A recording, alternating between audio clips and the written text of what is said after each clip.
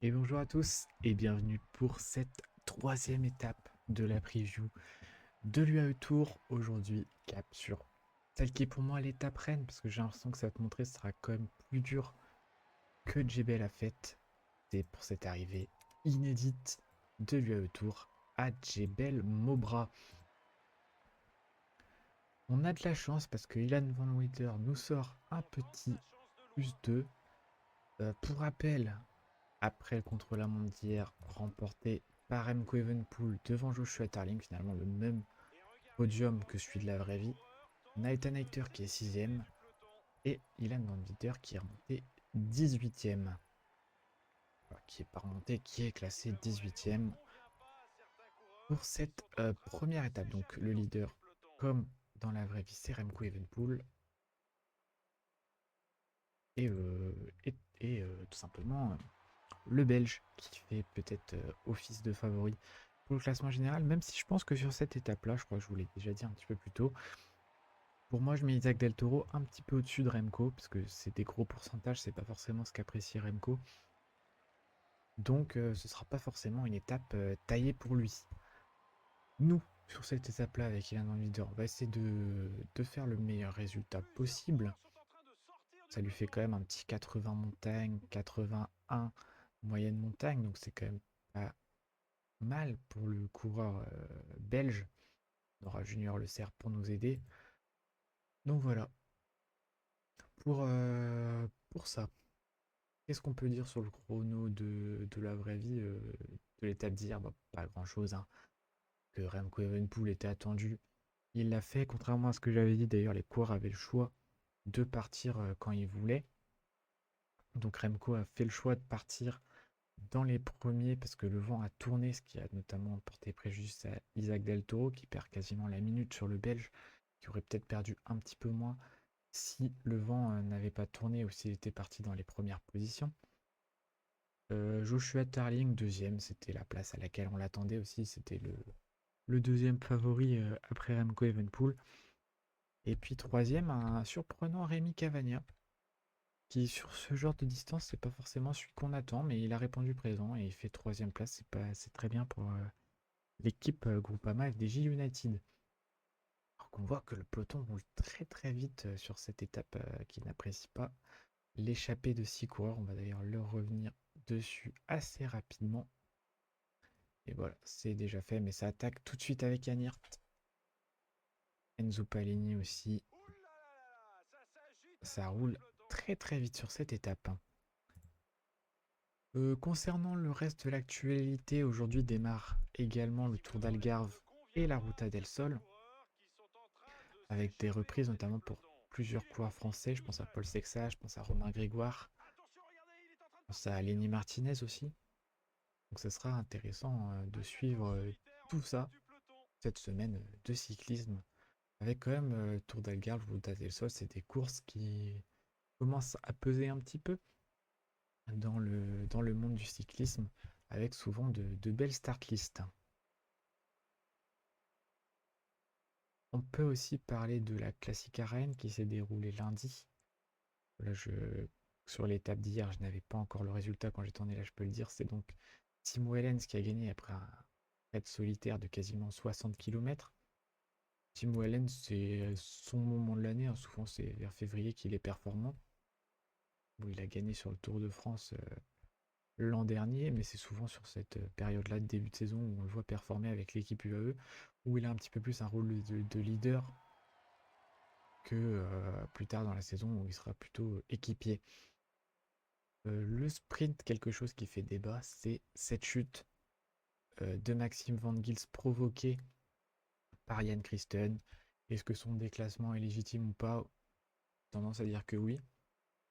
Parce que même si Maxime Van Gils fait pas forcément le bon choix en restant dans la roue du Suisse, Van Wilde, Christen sait très bien ce qu'il fait au moment où Van Gils tombe, parce que contrairement à Pitcock, bah lui il se retourne même pas, donc il sait ce qu'il vient de faire. Bon, il a fait un message d'excuse sur les réseaux sociaux, mais voilà, je trouve que la disqualification c'est pas forcément assez pour lui, parce que c'est quand même un coutumier du fait, Isaac Christen, Jan Christen, putain, j'y arrive pas. C'est quand même un coutumier du fait, on l'a vu sur la Loula Tour, notamment avec son abri prolongé derrière voiture.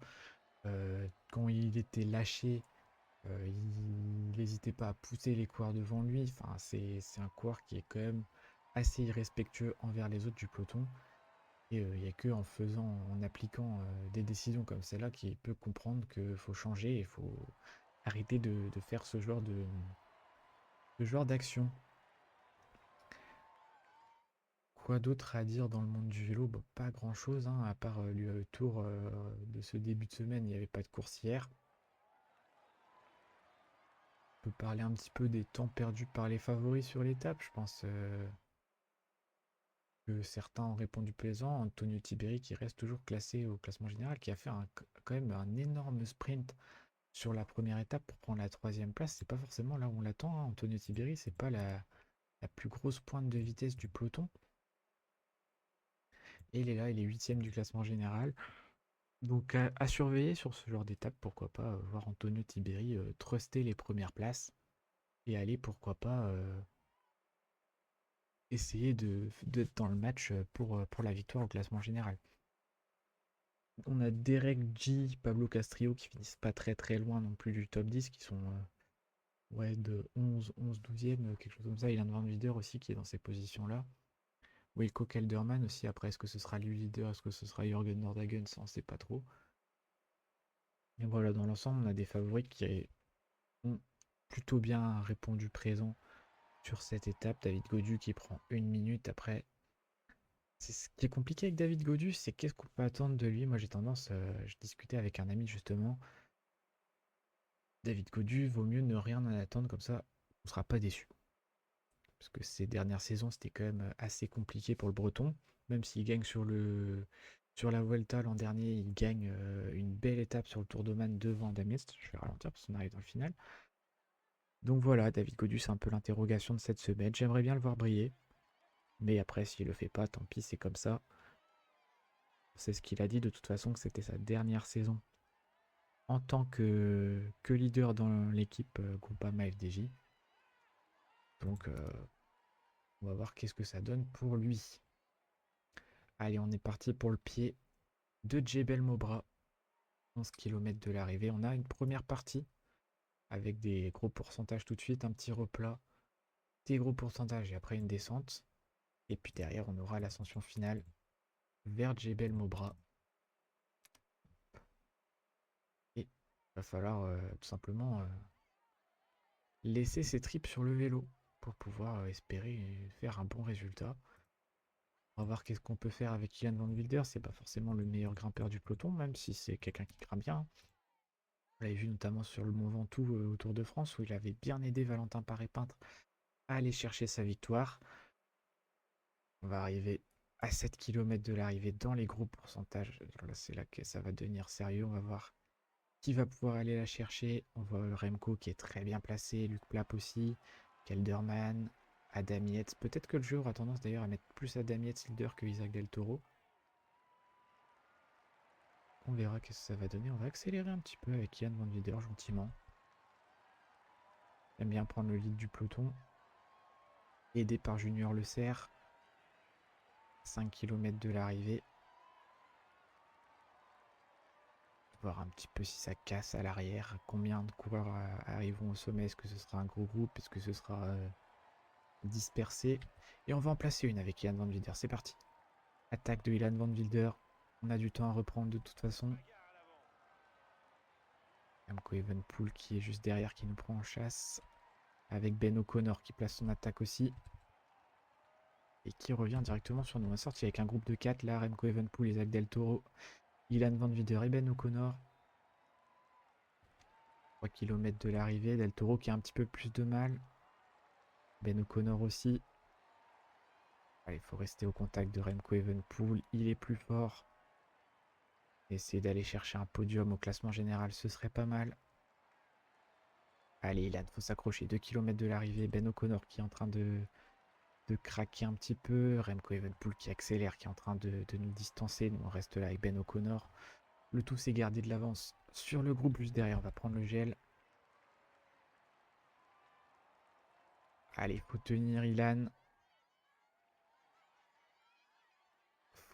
faut tenir, ça va être compliqué, on n'a plus beaucoup de rouge, ni de barre jaune. Juste essayer de passer devant Ben O'Connor, Remco Evenepoel qui s'impose assez facilement. Est-ce qu'on va prendre la deuxième place? Non, ce sera Ben O'Connor. On finit troisième. Steinhauser qui est un surprenant quatrième. Rolterada, Sergio Higuita.